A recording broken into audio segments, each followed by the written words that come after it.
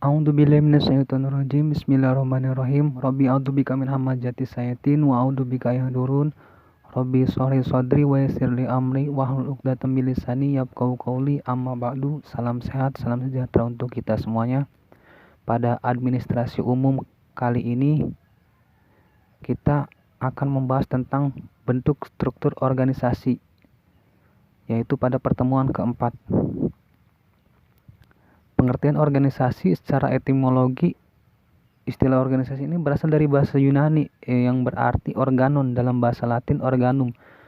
Artinya alat, bagian, anggota atau badan. Sementara secara definisi organisasi adalah kesatuan atau susunan yang terdiri atas bagian-bagian atau orang dalam perkumpulan untuk mencapai tujuan tertentu. Kelompok kerjasama antara orang-orang yang diadakan untuk mencapai tujuan bersama.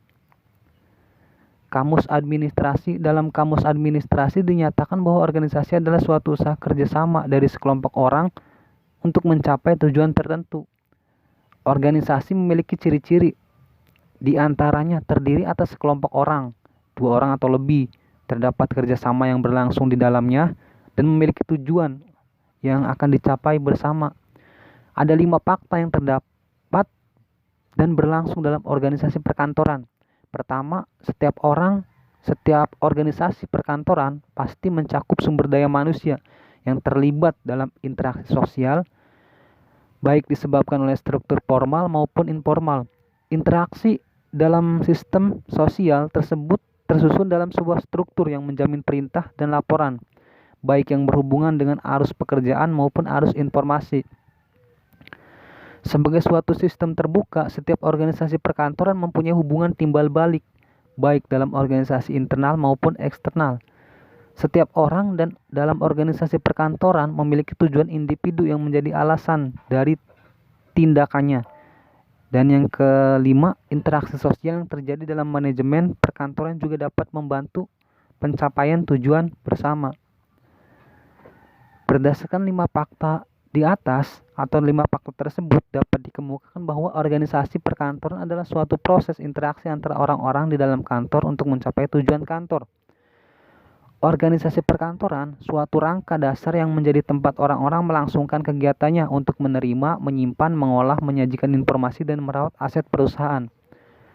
Selanjutnya, organisasi perkantoran mencakup susunan staf, alokasi tugas, dan tanggung jawab dalam mengolah data dan informasi untuk membuat keputusan serta merawat aset perusahaan. Prinsip-prinsip organisasi kantor. Pertama, prinsip perumusan tujuan. Peran sebuah tujuan yaitu pedoman arah organisasi itu akan dibawa. Kemudian landasan organisasi menentukan jenis kegiatan yang akan dilakukan, menentukan program, prosedur, koordinasi, integrasi, simplikasi, sinkronisasi, dan mekanisasi. Yang kedua, prinsip pembagian kerja. Keharusan agar tidak terjadi tumpang tindih dalam pekerjaan. Prinsip pendelegasian atau kekuasaan wewenang, rentang manajemen, tingkat pengawasan, kesatuan perintah dan tanggung jawab, dan yang terakhir koordinasi. Di sini ada penyelia atau lebih dikenal dengan istilah supervisor. Jadi seseorang yang diberikan tugas dalam sebuah perhimpunan perusahaan sebagaimana ia mempunyai kuasa dan wewenang untuk mengeluarkan perintah kepada rekan kerja bawahannya. Itu dinamakan supervisor. Struktur organisasi dapat didefinisikan sebagai suatu kerangka atau tatanan susunan, perwujudan pola tetap hubungan antara tiap bagian, fungsi-fungsi, serta posisi atau orang-orang yang menunjukkan kedudukan, tugas, wewenang, dan tanggung jawab yang berbeda-beda dalam suatu organisasi.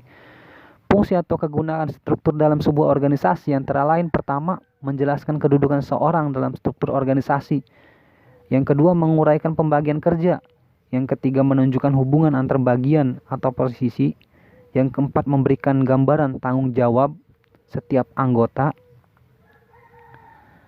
Di sini ada bentuk-bentuk organisasi. Ada organisasi garis lini. Pada bentuk organisasi garis lini ini, lalu lintas wewenang dan tanggung jawab berjalan secara lurus dan vertikal melalui saluran tunggal, sehingga bentuk struktur organisasinya lebih sederhana. Kelebihannya, kesatuan perintah lebih terjamin, terus proses pengambilan keputusan lebih cepat, rasa kesetiakawanan antar pegawai lebih tinggi. Kekurangannya, seluruh organisasi sangat tergantung pada satu orang. Nah, biasanya di pimpinan cenderung otoriter. Kemudian pegawai lebih sulit untuk berkembang. Selanjutnya, organisasi garis dan staf. Jadi pimpinan organisasi mengangkat tenaga staf untuk membantu pelaksanaan semua pekerjaan yang sangat tuas. Kelebihannya, memudahkan untuk pengambilan keputusan, cocok digunakan untuk organisasi yang besar, terus lebih mudah untuk menetapkan konsep the right man on the right place. Jadi kekurangannya, kesetiakawaannya antar pegawai sulit dibina, kemudian koordinasinya juga sulit dilakukan karena rumitnya susunan organisasi.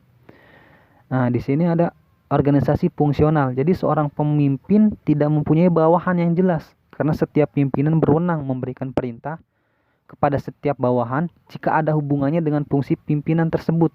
Kelebihannya, pembagian tugas-tugas menjadi lebih jelas.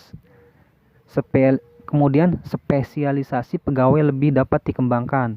Dan yang ketiga, spesialisasi pegawai dapat dimanfaatkan lebih maksimal karena masing-masing fungsi dipegang oleh orang yang ahli dalam bidangnya. Kekurangannya, sulit melakukan tour of duty. Jadi karena para pegawai telah terspesialisasi, jadi mereka sulit melakukan koordinasi. Para pegawai lebih mementingkan spesialisasinya, jadi sehingga sulit melakukan koordinasi. Tidak ada kesatuan perintah karena pegawai dapat menerima perintah dari beberapa atasan yang sama-sama memiliki kekuasaan. Nah, itu saja yang bisa saya sampaikan. Kurang dan lebihnya mohon maaf. Semoga bermanfaat. Saya akhiri ihdinas siratal mustaqim wallahul muwaffiq ila aqwamit thoriq. Wassalamualaikum warahmatullahi wabarakatuh.